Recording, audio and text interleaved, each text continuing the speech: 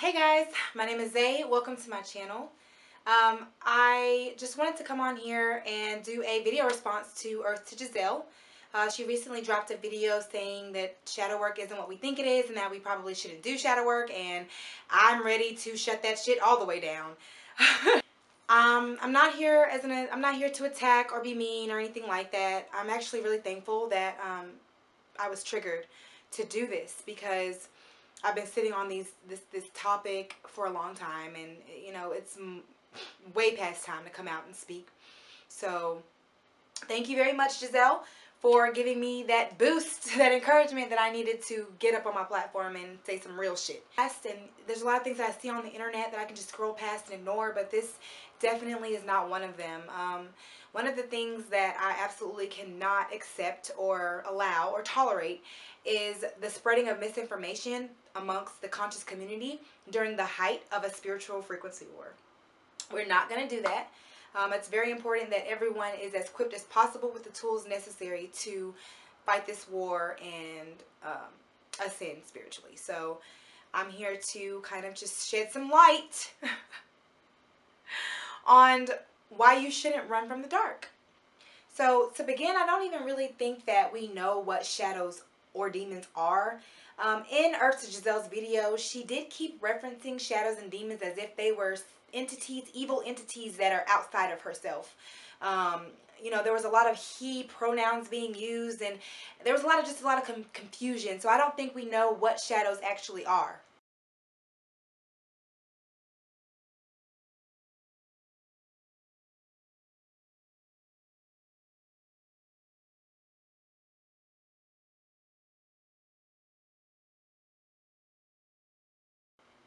Um, and I will personally go ahead and let you know that I look at my shadows as children. Okay, they are parts of myself that don't want to be neglected. They don't want to be ignored, and they need to be understood. When they do feel misunderstood or ignored, that's when they become hostile. That probably is why you think shadows are these evil entities, is because they're so hostile from being ignored, misunderstood, and neglected. Like I said, I look at my shadows as kids. So I'm not going to neglect my kids. I'm not going to let them run around in the dark by themselves with nothing. Because what happens when you leave kids unattended, right? They go crazy. It's out of control. And that's kind of how demons are in shadows. So first I want everybody to, let's kind of hone in on the actual meaning of what a demon or a shadow is. Because it's not this evil entity that's out to get you. Okay, so, and I think that's why she proceeded to say that God doesn't live in the dark. That's where the shadows are, so God doesn't live there. Again, the separation has to stop. We are not, we are multidimensional beings. We're multidimensional beings, so therefore we exist everywhere all at once. Okay, we are everything everywhere all at once. So God is everything everywhere all at once. So to say that God doesn't exist in the darkness is absolutely absurd and untrue. We were created from darkness. In the beginning, everything was black. We come from nothing. We come from the womb. So I mean, it even says that in the Bible, that in the beginning everything was black. We literally come from nothing. So God started off with complete darkness. So to say that nothing good happens in the dark, God doesn't live there, that's really out of touch for me. And that's why I can't follow everybody in the spiritual community, because everybody don't know what they're talking about. You know what I'm saying? And again, this is not a shot, a personal direct shot. This is just in general. People, spreading misinformation, and are able to do so because they have a platform and because they're able to make their videos look beautiful. Now, I'm not sure if y'all are here to just ascend or what. Maybe y'all are just here to, create pretty things and look at pretty things, because aesthetics seems to be the only way that people pay attention to anything. People are not paying attention to anything unless it looks good. That's part of the reason why I put on makeup for my video. I know that I'm not going to get the receptivity that I'm seeking in my message if I don't, provide some sort of visual aid for you. because that's just how humans are. But when we're too focused on the aesthetics, we don't even realize that the messages around that don't even make sense. They don't even have any substance. What are you talking about?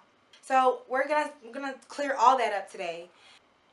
I don't think that we know what shadow work is. Earth to Giselle mentioned that I don't want to do shadow work because I don't want to relive my past trauma. That's not what shadow work is. You don't have to relive your trauma. Nobody's asking you to relive your trauma. Instead, shadow work is looking at what has been repressed because of trauma. Looking at the implications and impressions that have been left on you because of trauma, taking accountability for that, being radically accepting of that, and being radically honest about that.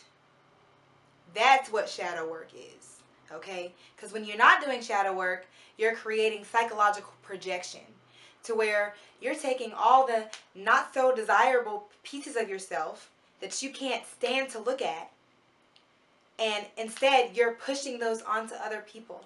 You're this, you're that, you're that. There's no way I can be that though because I'm in the light. I refuse to go to my darkness. I refuse to go to my trauma. I'm not doing that. So that must be y'all over there. Psychological projection.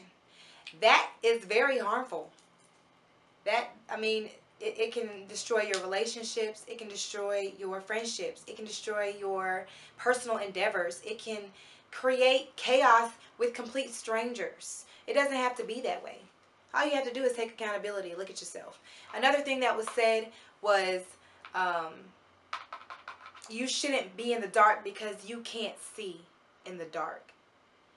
And honestly, that one threw me for a loop because if you're in the dark for long enough, eventually your eyes will adjust and you will be able to see.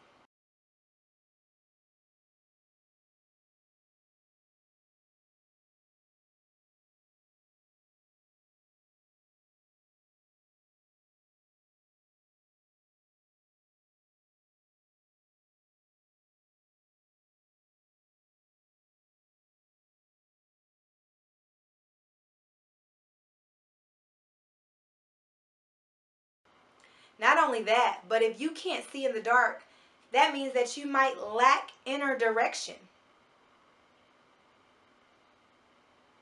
Inner direction. If you can't see with these two eyes, or if you can't see with this eye, this third eye, you lack inner direction. Your inner compass is faulty.